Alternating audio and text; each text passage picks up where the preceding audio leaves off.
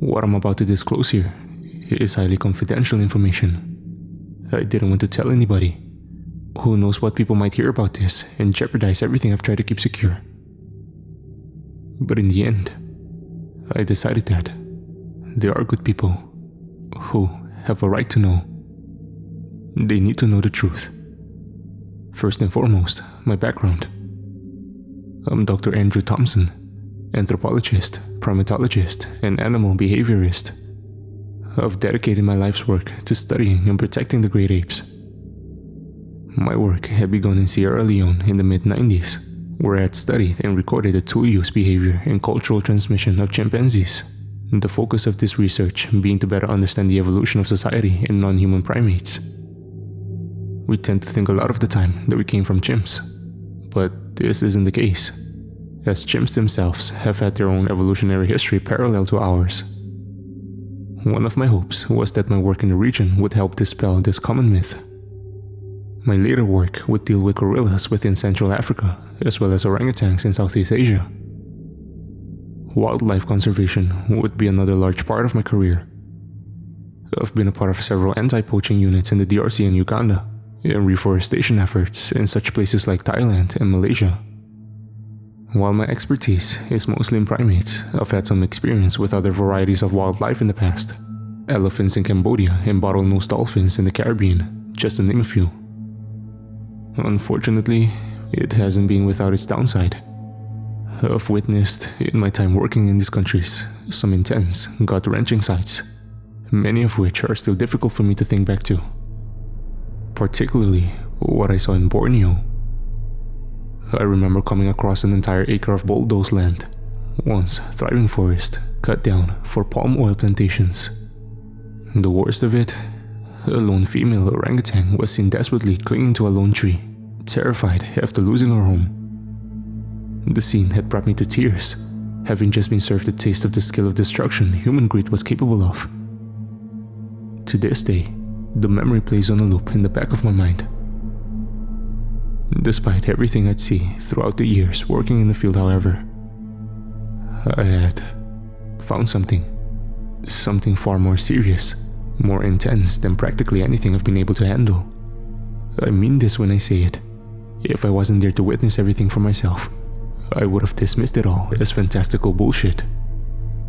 But no, I know what I endured, and it changes just about everything I ever thought I knew. The situation began in the early month of December, nearly 2 years ago. I had just gotten back from a field study in the DRC, assessing the impact of civil unrest on critically endangered western lowland gorillas. It was late in the evening when I had received a sudden and peculiar email from a Nepalese NGO. It read the following: Dr. Thompson, we are aware of your work with non-human primates. It has come to our knowledge that local settlements within a remote part of the Himalayas have been reporting sightings of a large unidentified mammal. Descriptions have ranged from small, dog-sized animals to much larger and more bear-like in demeanor. This section of the Himalayas is very poorly studied, and much is still not known of what wildlife frequents the area. We are offering you to come and assist in a survey and assessment of the area's mammalian fauna, and hope you could help determine the identity of these creatures via retrievement of genetic material, camera traps, and other methods necessary. Please let us know your response later this week. Regards, Himalayan Nature Fund. Immediately, I had several questions. First, who was this NGO? I haven't heard of a Himalayan Nature Fund prior, and, even more odd, couldn't find any results when I tried looking them up. Second, where exactly was this site of study? This email didn't specify where in the Himalayas this would take place. Perhaps they wanted to await my answer beforehand. Finally, the issue at hand. Why on earth would they want me of all people? Most of my studies have pertained to great apes and other primates. While some species do occur in the Himalayas, I didn't really feel like I was the right person for the job. In normal circumstances, I'm usually happy to assist in wildlife-based research, even that which doesn't exactly pertain to primates. Here, however, it just didn't make any sense as why they would ask me to assist them. Then there's the question of whether or not some of the sightings described in the email may perhaps refer to a previously undiscovered species. In several cases, this was actually a possibility, in particular the Amazon rainforest. The Himalayas, however, didn't seem like one of those potential cases, even with its sparse population and high inaccessibility. I thought about the offer long and hard that night. I was somewhat suspicious of this NGO, an organization, one which lacks a website or any internet mention, just suddenly reaching out to me. The next day, I responded to them. Before I can accept your offer, I will need to know more about your organization. Much to my surprise, it only took a few hours for them to return my email.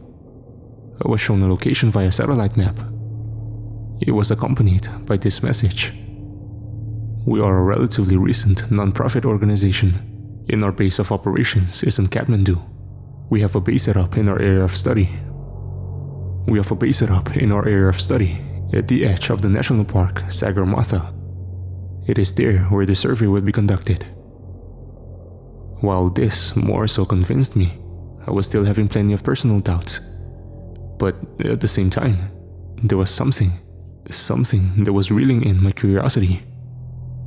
Ultimately, in the end, I decided to put my suspicions aside and accepted the offer.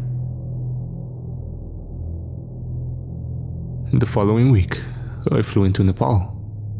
When I arrived at the international airport at Kathmandu, the first thing I had to do was deal with customs, being that I was in a foreign country. Once customs had been taken care of, I headed outside to look for the people who invited me here. At first, I couldn't seem to find anybody, despite the place being moderately crowded. I wandered aimlessly for several minutes. Then, a voice called out to me. "You there?" I turned to see a middle-aged man in khakis and a white polo shirt. Definitely someone very out of place. "You must be Dr. Thompson." "I am," I replied. "Are you from the NGO that hired me?" "Sure I am. Name's James Welker. I'm chairman of Himalayan Nature Fund. Come, we've got a lot to discuss. I'll tell you on the way." This didn't feel right to me. It was astoundingly bizarre to me that an American citizen of all people would be running a Nepalese-based organization, specifically one that deals in environmental preservation. As I followed Welker, he led me to a helicopter out on the runways, presumably the method of transport to our base of operations in the mountains. "We're not driving there?" I asked. "Nope, the area is pretty remote. I'm gonna have to fly in." Without further questions, the two of us boarded and took off. As we ascended, the mountainous onlook of the Himalayas below came into view. All of it against the backdrop of none other than Mount Everest. The mountain was so massive, it could be seen from where we were. I still had several questions, and since Welker and I were both wearing headsets, we could converse. "So why did you want me for this?" "You see, your work with apes and monkeys captured my fancy. Figured I need you and your skills for a research expedition I'm doing," I was told as we flew. "To my knowledge, there aren't many primate species found here. Given what you've described in the email, the animals seem too big to be either species of the monkeys that occur in this region." He turned to look at me for a second. "Well, that's not what the eyewitnesses are saying. Couple mountain villages had people saying they absolutely saw something ape-like." What he said next, I wasn't sure what to make of it. "Just maybe it's a Yeti these folk have been seeing." He chuckled and turned his attention back toward the horizon, seemingly cracking a joke. Most kids grew up believing in Santa before understanding reality. For me, however, it was cryptids. Creatures like Bigfoot, the Loch Ness Monster, and of course the Yeti. My younger self always cherished the idea of there being large, undiscovered creatures that have evaded detection and scientific study. As I got older, however, I began to understand the logic of ecology and improbability of cryptids. While it's true, some turned out to be real and are now well known by the scientific community, like the okapi and Komodo dragon, the majority of cryptids simply just don't make sense. both practically and ecologically. Simple sightings and eyewitness accounts are for the most part unreliable and not very accurate, and hard evidence such as hair, scat, and skeletal remains are almost always absent or misidentified. In the case of the Yeti, there have been alleged hair samples collected, but most of them were either lost or found to belong to other animals. Sightings may simply be misidentifications of either brown or black bears, both of which are found in this region in the form of their respective Himalayan subspecies. Nearly an hour later, we landed at the camp set up at the base of the valley, all of it in the shadow of Everest. As I exited the helicopter, I arrived at 2 large safari tents set up by a riverside. Once more, something was off. Where were the other people? As I wondered, out of one of the tents came a woman, middle-aged and steely-eyed. She focused her sights on me and pointed. "You there? You the scientist we hired?" Yes." "Where are my manners?" James said. "Dr. Thompson, I'd like you to meet my wife, Vic." She was apparently the only other person present aside from me and James. Why didn't they at least have 1 or 2 more people on this supposed research expedition? "So, if I'm correct, it's just the 2 of you here?" I asked. "3, now that you're here," James replied. "Well, alright then. But, if I may ask, don't you need more people for these kinds of scientific excursions?" James looked at me and grinned. "All we really need is a qualified scientist. That's where you come in," he replied. "It's getting dark. Let's get a flame going so we can discuss what we'll be doing in terms of research." I followed James and his wife to a fire pit. After we got a flame burning, he sat around to discuss just what kind of scientific activity we would be doing in this area. "So what exactly are we doing in terms of anything scientific?" I asked. "Glad you asked," James said enthusiastically. "This particular area hasn't been very well studied or documented in terms of what kind of wildlife regularly occurs here. Of course, you probably know that from the email you got.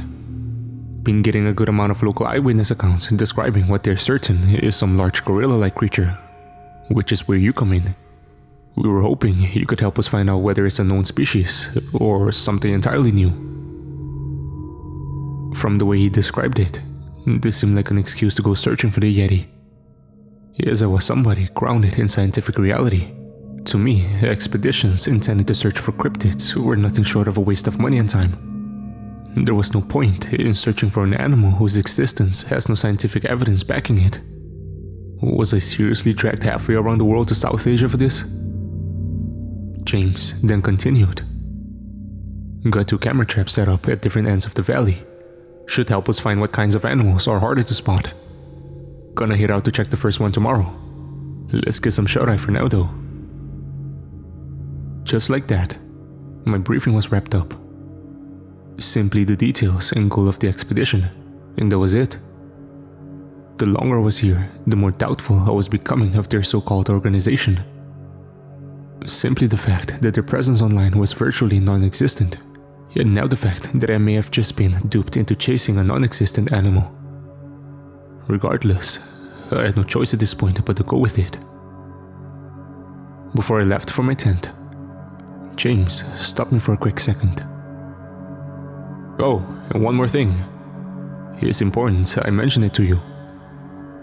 "What would that be?" I asked. "Don't enter my wife's and I tents when we're not inside. It's an issue pertaining to privacy that we have," Vic explained. "If we are present inside, be sure to let us know you need to discuss something before we let you in," she added. "It's a given that you don't enter somebody's quarters when they're not around. It felt odd to me that they would feel the need to bring it up.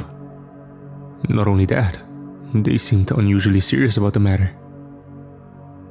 "Understood," I said in response. I proceeded to my tent, looking forward to getting a decent 8-hour night of sleep after the production of the day I'd had. I began wondering just how I ended up agreeing to all of this in the first place, They may have not flat out stated it, but there is no hiding the fact that these two were merely attempting to find a Yeti. I figured, however, that this could simply be a chance to definitely show these people that such an animal couldn't and never did exist. So, I decided to humor them, for the time. When I got to my tent though, I started to gain a feeling of unease. I didn't know why at the moment, but I just had some instinctual feeling, as if someone was spying on our campsite. I looked around at the horizon in all directions, but saw nothing but the surrounding valley and peaks. I stood there for a good minute, just frozen in place before entering. As soon as I was inside, I headed off to sleep.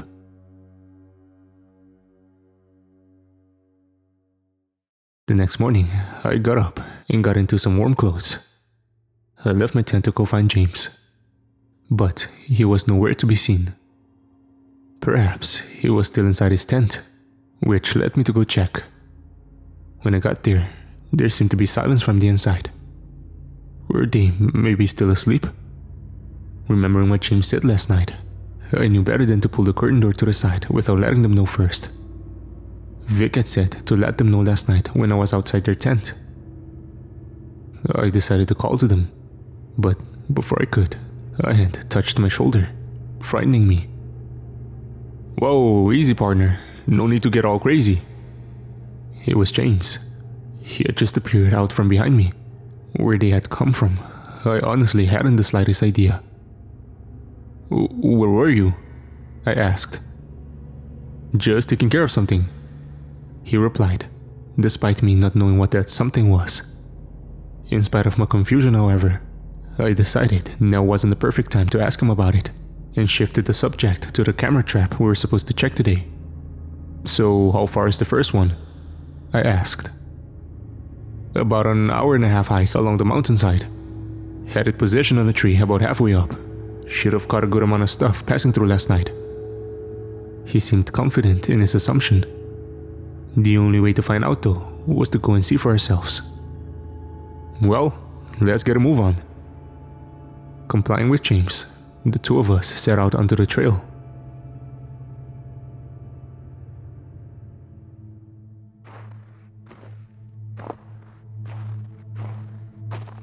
The two of us set out into the north end of the valley, beginning a long, strenuous hike up the mountain. The first part of the trek took us through dense forest of pine. The calls of assorted birds could be heard echoing through the woods. At one point, the two of us stopped at the sound of a high-pitched chirping noise. Not from a bird, however. The sound had come from a small mammal up above in the canopy, which I could just barely spot as a tiny orange blur from below. Thankfully, I had binoculars on me, and only after using them could I make out its identity. The animal was a red panda, an endangered species resembling a raccoon with reddish fur. We are incredibly lucky to have seen one, as it's believed there are only a few thousand individuals left in the Asian wilderness, with hardly more than several hundred in Nepal. Proceeding from the encounter, the two of us continued onward. As we increased in elevation, trees began to appear less numerous. The higher you go, the shallower the mountain soil gets. "Just a bit further and we should be there," James told me for reassurance. The two of us now traversed the side of the mountain, rock wall and snow on one side, a panoramic view of the Himalayas on the other. Above it all, towered Everest, which dwarfed all the other surrounding peaks on the horizon. We hiked for what seemed like another hour up the steep terrain, and I was becoming exhausted. I was soon to be in luck, however, as we had finally reached the site of the first camera trap. It was set on a pine tree within a small ravine. There was a spring as well, which provides necessary water for thirsty animals at this altitude. "Time to see what we've caught so far," James said as he began to remove the device from the pine bark. Once we set it down, we opened it up and began going through the images. A good chunk of images were of smaller mammals, such as marmots and pikas, both of which are adapted to living at such high elevation. Himalayan tar, a species of wild goat, was also frequently caught passing through, suggesting a relatively healthy population in the area. To confirm this, however, the other traps would need to be checked. Less frequently caught were carnivores. There were several instances of yellow-throated marten passing by, which, despite their size, are fierce predators capable of taking down prey much heavier than themselves. Out of the hundreds of photos that were shot of passing wildlife, at least 2 of them managed to capture snow leopards. Their shy behavior and rarity in the wild has made it difficult for researchers to study them, and we were fortunate just to have seen them on these photos given their elusiveness. Finally, it was seemingly confirmed what I suspected all along. Several images of black bears were snapped wandering through the site. One image in particular showed one standing on his hind legs. When viewed from a distance, this can most certainly appear as a large human-like creature. I hadn't a doubt in my mind that this was what eyewitness accounts were describing. "Looks like we've solved your primate mystery," I said to him. His face started to grin in response to what I said. "That may be, but we ain't done just yet." He was right. We still had to check the rest of the traps and analyze our data. Although something about his response was quite unsettling. After I had put the camera trap away, the 2 of us began heading down the mountain from whence we came. Going down from where we came was far easier than the walk up. Everything was quite literally downhill. It didn't take long for us to reach the dense canopy-shaded forest lower down the mountain. Though, when we did, our path was obstructed. On the trail we came from, there was a fallen tree. I don't know, but somehow it must have fallen while James and I were up at the camera site. As I went over to investigate it, I turned my attention to the stump it broke off of. Nothing. The soil around the roots seemed to be intact. Whatever the reason this tree fell, it couldn't have been erosion. When I looked back towards the fallen log, something else caught my eye.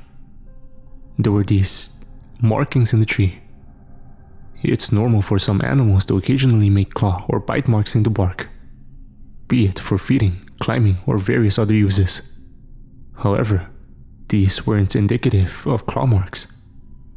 They were carefully cut and organized into a particular shape, a sort of V-shape with the end of the lines on both sides protruding outwards and a straight horizontal line midway down the lines. The shape it all made resembled a tar, much like the ones we saw in the trap photos. This wasn't even the oddest thing. I looked down below and saw a relatively thin piece of triangular stone with sharp edges. There is no mistake. The tree falling and the markings, both were man-made. I was well aware of local Sherpa settlements in and around the Sagarmatha area, but it wasn't in my knowledge that they make markings like this. Before I could say anything else, James insisted we continue back to base. He started to climb over the fallen log. I took the stone I found and stuffed it into my bag before following him. After about 35 minutes, we reached the valley floor, forest giving way to meadows and shrub. Base was another 15 to 20 minutes away, but now that we were on flat ground, it wouldn't be as exhausting. Once more, something had my attention, but not visually this time. I caught a pungent smell from the air while we walked through the alpine meadows. It was a scent I was, to my misfortune, all too familiar with. A vulture unexpectedly swooped over our heads, nearly causing me to topple over face forward. In the direction it was headed in, there seemed to be a something on the side of a small stream. Above, more vultures seemed to be circling around something. There was apparently something dead in that spot. Unable to determine what it was, I walked over slowly to get a better look. I approached, slowly, as not to cause a commotion with the scavengers. And when it did, dozens of them were feeding on and fighting over scraps of meat. Despite this, I could confirm the carcass belonged to a tar. Only, something was wrong. At first, I thought maybe this was a snow leopard kill, but that idea was off the table immediately once I noticed the animal's head was missing. There wasn't a doubt in my mind that this was work of poachers. In my days working with anti-poaching patrols in Central Africa, I've seen a horrific amount of mutilated animals. Seeing slain elephants beheaded for their tusks was some of the most gut-wrenching things I've ever had to look at. This brought back every feeling of disgust and dread I had felt back then. Could the people in question have been responsible for what we saw in the forest as well? The carvings on the tree could have been made there as a way to mark a hunting spot. James was looking around at the tar, shaking his head slowly in a state of discontent. He seemed to be deep in thought. This isn't good. If there are poachers in this area, then this likely hasn't been their only kill. He looked concerned, but was hesitant. We have to report this as soon as we can. My wife and I will radio the parks department first thing tomorrow. Waiting wasn't an option. Any delay meant buying time for the poachers. No, as soon as we return, we need to get in contact with them as quickly as possible. And we will, he said. I promise you, first thing in the morning my wife and I will get in touch with them. Without saying anything else, he started back towards camp. Contacting the department at the soonest possible time was the best and most reasonable option. James seemed rather hesitant to do it right away. Too tired to question it further, I proceeded after him. Upon arrival back to base, Vic emerged from her and James's tent. You boys seem like you've had quite the day.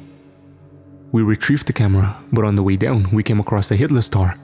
It was more than likely poached. I explained the situation. Vic's eyes seemed to widen in somewhat a state of surprise. Oh, that seems awful now. James intervened. Come on, I'll discuss everything with you inside. You've had quite a lengthy day. It's best you hit the sack for tonight. I don't think I should. It's best we take shifts in case the poachers move through this area. No need, James replied. We don't know where they'll set foot next. There's no point standing around in the cold night expecting them. His logic and reasoning were shoddy, but he seemed firm about it. We need to rest up for tomorrow. That includes you. Now, go get some sleep. Before I could say anything else, the two of them returned to their tent. Unable to follow them, I headed back to mine. As I lay down on my bed, I pulled out the stone tool from earlier. This is allegedly what the poachers may have used to create the markings on the log. Looking at it, I noticed something, particularly the shape of the edges. The stone I held was flaked, shaped by striking another stone against it. Who made this tool? Where did the poachers get it? Why would they use this to make markings as opposed to a legitimate knife? These were just some of the questions I kept asking myself as I slowly fell asleep.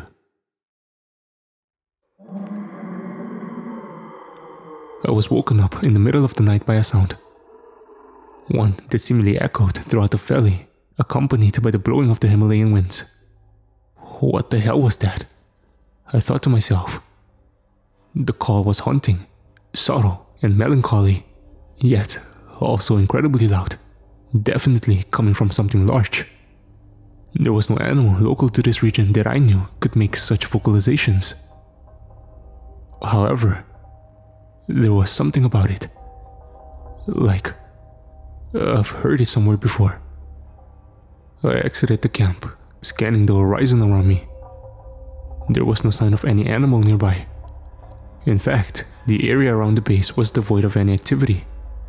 Not only that, but aside from the sound of the wind, it was all silent. The calls I heard, I'm not exactly sure how to say this, but I've heard vocalizations exactly like it before. Then, several feet away from my tent, I noticed something. There was a bizarre pile of stones. I don't know exactly how to describe it, but there were several large stones placed beside each other in what appeared to be a circle. When I looked to see what was in the middle, my eyes parted open like blinds receding above a windowsill. It was the other camera trap, or at least the box the camera is held in. The actual camera was nowhere to be seen. This had to be the work of the poachers. They must have stumbled upon it and stolen it so that any evidence of their presence would be covered up. Why they would place those stones around it was unclear to me, however. I knew there was no way in hell I could just ignore this. I returned to my tent, got into my proper hiking gear, and set out to retrieve the camera. Against my better judgment, I decided not to wake James and Vic. I thought it was best maybe I could locate the poacher's trail and then return to wake them up and let them know. I wandered out in the direction I believed these people had wandered off into, armed only with a flashlight, the light I shined in front of me only revealing the dense bushes and trees in the way. It was irritating to have to push all of that foliage to the side, but it also made me somewhat nervous. Anything could just simply jump out at any moment, including the poachers in question. Because of this, I had to be alert. I traversed deeper into the woods, gaining more elevation as I did. Finally, the beam of my flashlight shined onto some tracks. I was several feet away, but was certain these were recent. I approached them to get a better look. But when I did, that's when things started getting, well, rather abnormal. For starters, the tracks were barefoot. I was able to make it out as soon as I was close enough. They were also rather large, and I'm not talking about just some guy having large feet. These were at least the size of a grizzly bear's hind foot. Lastly, the toe prints didn't even look human. There seemed to be a massive gap between the largest toe and the rest of them, which was a recognizable shape in chimpanzees and gorillas. But this, it didn't make a glimmer of sense. Off in the distance, I could hear the sound of a tree falling. It seemed at least half a mile away, but near enough for me to just faintly hear it. My sense of caution was temporarily replaced with confusion and fear. But at the same time, I was somewhat curious. Without thinking it though, I made my way towards the source of the sound. Making my way slowly through the bushes, more tracks became visible along the trail. It was clear these were made quite possibly minutes ago.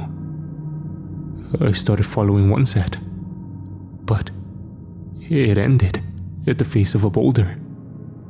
As I pointed my flashlight upward, the beam revealed not only foot impressions on the rock wall that stood before me, but massive handprints, as if someone, or more likely something, was climbing up. I didn't have any gear that could help me scale the wall, so I did the next best thing and looked for a way around. Luckily, there was a thin tract of ground, not too steep, but just even surfaced enough for me to walk on it. I crept to the edge of it and climbed to the best of my ability up a small, just barely vertical surface. With enough effort, I managed to pull myself up. At the cost of expending so much of my strength, I nearly passed out on the ground. After taking a good 5 minutes to catch my breath, I continued following the tracks. When I did, my flashlight revealed the mouth of a cave. I wasn't sure if anything was in there at the moment, or more so, what would be in there. But I had a pretty good idea. The worst possible scenario was that this was a bear den. And entering meant a risk of getting mauled. I knew better. I wasn't dumb. Yet, despite my knowledge, I had to figure out what the flying fuck was going on and why things were starting to make no damn sense. Regardless of any risk, I entered. When I did, I slowly and quietly crept around, shining my flashlight forward as it descended deeper. The beam shined on the walls of the cave, and what it revealed shocked me even more so. There were chalk engravings of what appeared to be local Himalayan animals: bears, deer, one of them being a snow leopard. I carefully scanned the cave wall with my light, until it shined on a more familiar carving. It was the head of a Himalayan tahr, the exact same one James and I came across on the trail yesterday. If this was the work of poachers, why would they go through all the trouble to mark this cave as a hunting spot? It just didn't add up.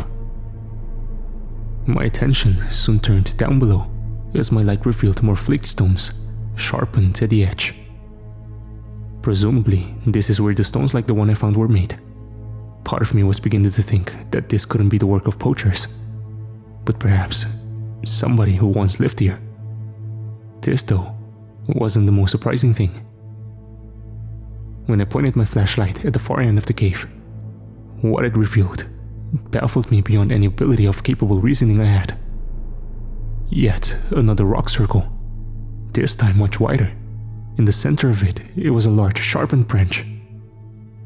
Impaled on it, the camera. Who or whatever the hell had done this had a frightening amount of precision and strength. There's no way, nor is there a reason for poachers, if even there are any here, to make this entire scene. From outside the cave, I heard it again. The same sound that woke me up to begin with. Only this time, it sounded much closer in proximity to where I was. I had no idea of what to make of this situation anymore, but instinctively I grabbed the camera, or at least what remained of it, and bolted as quickly as I could out of the cave. Once I was outside, I tried to book it back to base. Before I could, however, I could hear a loud thud crashing sound out in the bushes. Something large was obviously making its way to the spot, but it was far too dark for me to see out into the distance. With quick thinking, I nestled my way into some of the dense bushes, hoping I would stay well hidden. I crouched there, not making so much as a twitch. The only light I could make out was a faint beam shining down from the moon into the clearing where the cave entrance was. And it was in that spot where I saw them. Out of the darkness, a small dog-sized primate with silvery hair came out on all fours. For a split second, I thought maybe this was some sort of weird-looking macaque. That idea quickly vanished as soon as I observed it more closely. Its anatomy was way too articulate for any old-world monkey. This was clearly a great ape I was looking at. Proceeding were two larger animals, both about as big as a large bear. Their hair was silvery as well, but much longer than the first individual. One of them, the smaller one of the two, had a rounded head and a face devoid of any hair. The largest of the three had a patch of hair protruding from his chin like a beard, and had long flat protrusions to the sides of its face. Suddenly, it stood up on its hind legs, making a soft, rhythmic bellowing. Never would I have thought I, a scientist grounded in reality, would admit to such a statement. But what was standing several feet away was a group of yetis. Me, who for a while had logically dismissed cryptids as wild legend and myth, was looking at three of them. Everything I wrote off as a bunch of fantastical bullshit. Was it based on truth all along? Is the only explanation. Why else would there be great apes in the Himalayas? The largest of the three was no doubt a male. The protrusions on the sides of his face, known as flanges, were a dead giveaway. The other two was most likely a female with her infant. As the male stood there, he surveyed the surroundings, and then turned to the female, who proceeded to stand upright. What happened next blew me away. Most apes in the wild use posture, facial expressions, vocalizations to communicate. I've observed it many times in gorillas, chimps, and orangutans respectively. I wasn't prepared though, for what I was about to witness. The male was moving his hands in particular motions, making several gestures to the female and infant. It didn't take a genius to realize that they were using signs to communicate. Many apes in captivity are capable of learning sign language, and have been shown to excel in the use of it. Such usage, however, to my knowledge, has never been recorded in wild non-human primates. Not only was this mind-boggling to behold, but it helped me to connect the dots. The carving on the tree, the flaked stones, the cave markings, the stone circles, it was all work of the yetis. Not only was a seemingly mythical animal very much real, but their behavior and intelligence are apparently on par with early hominins. Responding to the male's sign language, the female and infant entered the cave. The male, however, stayed outside, continuing to keep watch. It didn't take me long to figure it out, but I figured this male was protecting his family. He was standing guard outside against any potential danger, which, as I frighteningly realized, may be what it could be perceived as. I knew it was probably for the better that I didn't stick around any longer. Slowly, I backed up, wanting to make as little noise as I could. Unfortunately, I noticed the branch all too late. After stepping on it, the male's attention snapped over in my direction. His bellow becoming a soft but deeper and intimidating growl. He began to walk over the bushes I was hidden in. And as he did, my heart started to race. I held my breath in, out of sheer terror. He stopped, right in front of the brush.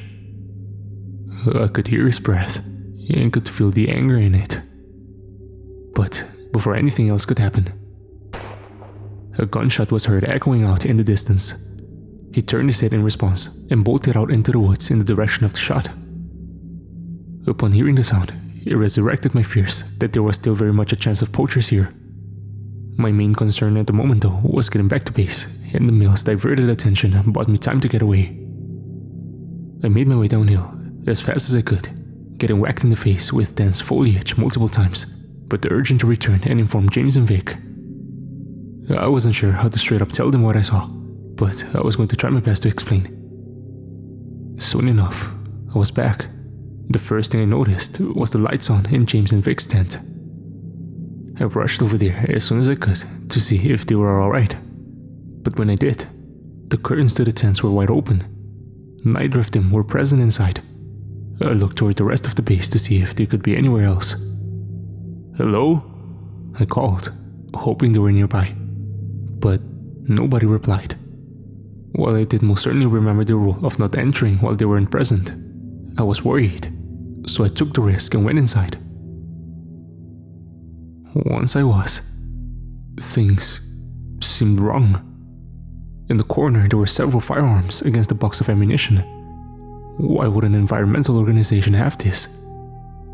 I then caught wind of a pungent, yet familiar scent coming from a table. It was a cloak, clearly covering something underneath it. I was already pushing it by coming here unannounced, but I couldn't help but wonder what the hell this was. I lifted the cloak, and I instantly regretted it. It was the severed head of a tar, the reveal of which caused me to jump back. Why the flying fuck was this in here? As I stood there, terrified and disgusted, a familiar voice broke out from behind me. "Haven't you ever heard of privacy?" I looked to find James standing in the doorway, but rather than looking angry, he had a sinister looking grin on his face. "I figured you'd find out sooner or later." "Hold on," I shouted. "You're the one who killed it?" "Of course not," he said. "That honor was hers." Vic came into view next to James, holding a rifle in her hands. "You guys," I said, stuttering. "You're not an actual organization, are you?" "Took you long enough to figure it out," James replied. "My wife and I hunt big game, and we're here to bag a particularly special trophy." Everything had finally come together. The questionable status of their NGO, the dead tar we came across, their reluctance to report it. It all made sense, and I was somehow too dumb to realize any of it. We were hunting bears and sheep when we came across them. To think we had a chance to hunt something as rare as that. Vic explained. We spent weeks trying to find them, but didn't have us any luck. Until we got you over here, that is. I heard them correctly. Not only were they sport hunters posing as environmentalists, but they apparently wanted to hunt and kill a Yeti. "You can't do this," I yelled. "What you're doing here is illegal, specifically around the national park." "That's so," James said while chuckling. "It's not illegal if the animal in question doesn't legally exist." I always knew there was something iffy about them, but never expected them to be this deplorable. "You, my kind sir, are going to lead us to them," James said. "And what the hell makes you think I'll do that?" Vic cranked the rifle and pointed it at me, showing me that they meant business. "You want to get out of your life? You listen to us. No questions, no complaints, no shit." Vic then pointed her rifle outward, signaling me to follow. "Come on, time to get going," she said. With no other choice, I complied. We headed out into the woods towards the trail I followed up to the cave. Behind me, Vic held the rifle, loaded with ammunition in case I decided to try and book it.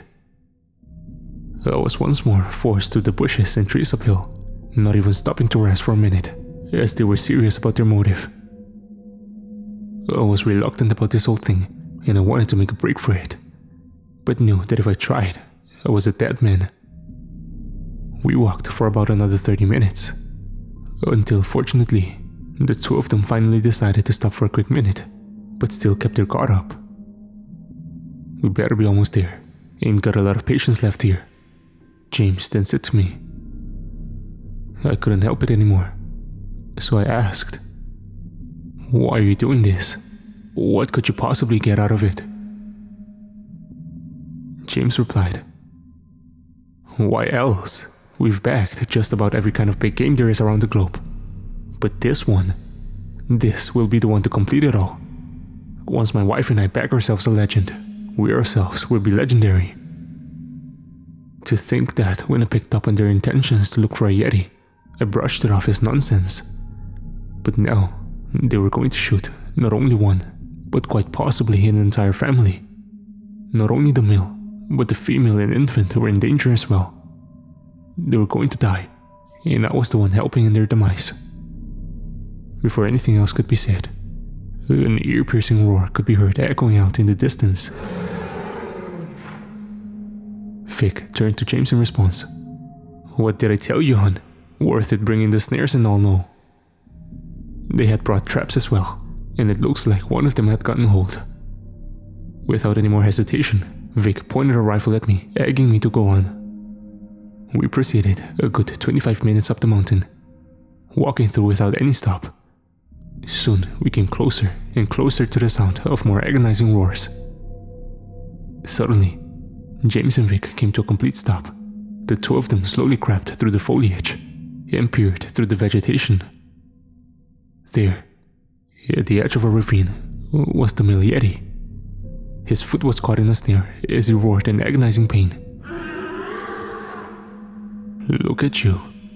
More of a beaut than I would have imagined," James said to the animal. It tried to lunge forward at him, but only collapsed in pain as it struggled against the snare. "Here you are. They'd call us lunatics if we tried telling them. But you're here, and now you'll complete our collection." Vic then handed him the rifle. "The honor is all yours, hon." James took the gun from her and pointed it at the animal, positioning it so a clean shot could be taken. Before he decided to take it though, he turned to me, attempting to reassure me. "Now, don't you worry. He won't feel nothing. He'll be dead in a quick second." He turned back to focus on his shot. Here we were, a creature I thought was a bunch of bullshit, about to die at the hands of a big game hunter. The most despicable way for any wild animal to be taken out. And here I was, standing aimlessly, not a damn thing I could do. I looked into the ape's eyes. He was beginning to tire from all the struggling. I could see a look of fear and uncertainty, of wanting to live. What happened next? I just did without thinking, but I decided I couldn't just let this happen. Right as James tried to shoot, I pushed him as hard as I could, causing him to fire upward and miss his kill. We both fell over, James dropping his rifle. The two of us tried to get back up and race to grab it, but both of us got to it at the same time. Things turned into a deadly game of tug-of-war, each of us trying to pull a gun out of one another's grasp. I started to lose my grip as James pulled against me, knowing what it'll do to me if I let go. I couldn't hold on for much longer, but then I kicked him, the force of which caused me to fall back, but sent James flying over the edge of the ravine. I could hear his screams echo as he fell to his doom. "You fuck!" Vic screamed at me as she stormed furiously and quickly over to where I was and picked up the rifle James and I fought over. Without hesitation, she picked up the rifle, cranking it to shoot me. I was milliseconds away from certain death. But then, she was grabbed, picked up from her legs by the Yeti. He proceeded to roar furiously, slamming her on the ground and against the trees, before tossing her over the ravine edge. Just like that, the two of them were gone. Their much desired trophy now caught in a trap, now helpless to escape. There was something about seeing an animal so large, yet almost human, that simply sends a feeling of sheer terror down one's spine. Not wanting to be next, I made a break for it, running through the dense brush like my life depended on it, though in this case, it quite literally did. But then, without so much as any bit of critical thinking, I stopped. A feeling of guilt started to come over me, realizing leaving the Yeti there just to slowly die was nothing but a cowardly and ill-intentioned move. This wasn't the person I was supposed to be. Deciding that, even though it may cost me my life, I went back to free him. When I returned, there he was, weak and disoriented, almost devoid of any remaining strength. I walked over to get the snare off, but as I got close, he suddenly lunged at me, roaring in fear and anger. He slammed his fists into the ground and bared his teeth, a long set of canines as he did. I could see in his eyes pure, unbridled rage, a deep-seated disdain for humanity. Perhaps the reason they've avoided human detection for so long is because of an unfavorable history with us, because we pushed them over the edge, nearly into complete extinction and forcing them to hide. I couldn't just do nothing, however, so I tried my best to calm him. I used a calm tone of voice and put my hands out, hoping he would interpret it as me trying to show him that I wasn't a threat. I then spoke to him in a calm, reassuring voice. "Please, just stay still. I'm here to help. I'm a friend." He seemed to do the trick as he stopped going ballistic and started to settle down. The two of us shared a gaze into each other's eyes for a quick second. He began to understand my intentions, that I meant him no harm. Once this was settled, I slowly approached him to remove the snare. But when I did, he started to growl. Once more, I reassured him, doing my best to tell him that I wanted to free him. "Please, I promise I won't hurt you."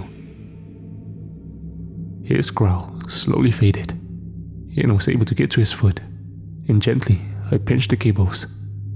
This seemed to do it, as the snare was loosened enough to allow his foot to go free. Once he was free, he looked at me and stood up on his hind legs. He walked over to me, towering above. At any moment, if he wanted to, he could pick me up and snap me like a twig. But no. We shared a calm, reassuring gaze. The sky on the horizon started to light up as the sun rose behind the backdrop of the mountains. The Yeti looked at me one last time and nodded. It's as if this was his way of telling me, "Thank you." He lumbered off into the woods, back to check in with his family, disappearing into the Himalayan wilderness. While it took me a solid hour, I made my way back to base. Luckily, the helicopter James brought me in was still here. Once I was set to go, I used it to return to Kathmandu. Now, I'm here, almost 2 years later, recalling everything that happened. And after all this time, I've come to a decision. I have to go back. In my line of work, I've seen enough destruction, enough death, all of it stemming from human greed. And I don't want to see any more fall victim to such. You see, one of the reasons I was into cryptozoology as a kid was because I wanted to protect the animals it dealt with, assuming they were even real. But now I know, one of them, the Yeti, most certainly exists. What about the other cryptids? Were they all real too? One thing that I knew for certain was James and Vic wouldn't be the last people to come across the Yeti with the worst intentions. More would come for them. More would try to exploit them. Because of this, I've made up my mind. I need to go back and help them. I'm not sure if I'm right releasing all of this to the public. There's no way of knowing who will see it. As I mentioned before though, I know there are people, good, open-minded people, who will understand. People who know that there are things in this world worth protecting